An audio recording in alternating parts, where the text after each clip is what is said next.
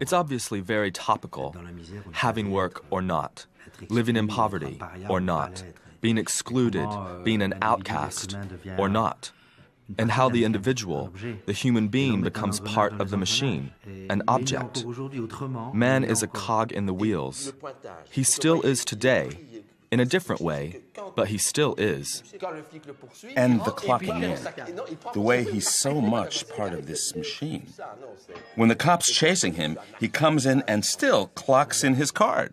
Then later, there's his incredible act of sabotage. It's an act of rebellion.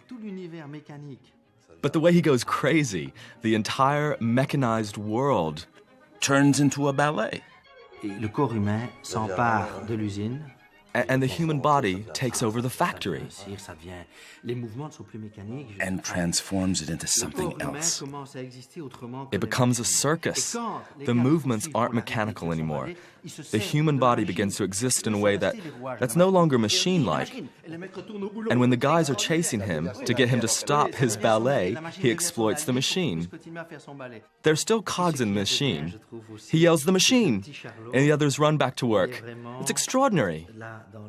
It becomes his ally. Yes, the machine becomes his ally so that he can continue his ballet. What's nice, too, is that little Charlie stands out in relation to the factory. Its plasticity, the grandeur of the setting, which is overwhelming and powerful. And he's so tiny. You sense that the other men are part of the backdrop. And all of a sudden, he escapes all that. Everything cracks, falls apart. Whereas in a film like Metropolis, it's the triumph of destiny, pomposity, the weight of the sets, the architecture, the Moloch, and where there are no individuals. But he walks into Metropolis, and everything collapses. In the mind of the filmmaker, this factory never had any function. He never asked himself what it was for, what kind of stuff did it produce. Who cares? What he's interested in is the framework, the nuts and bolts. What are we producing with these nuts and bolts? Who cares? They're producing images.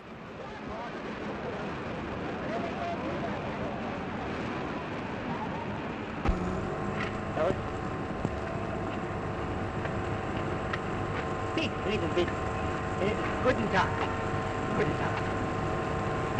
All right. Thank you very much. That day in Vienna, in March 1931, Charlie Chaplin, for the first time, spoke in front of a sound camera. Somewhat tense, and in German, but his voice was heard. Thank you very much.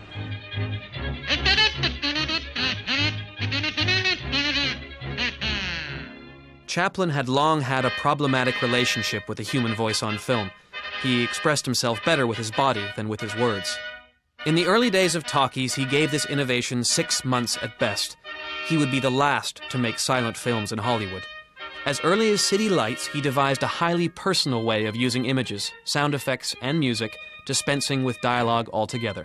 But when he came to modern times, he was aware that he couldn't keep the talking film at bay much longer, so he attempted to make a complete dialogue film. He had done some voice tests and even shot a scene with dialogue in the office of the prison warden, but the experience left him unconvinced, and he quickly gave it up. In modern times, the characters would continue to communicate through intertitles, like in the days of silent movies.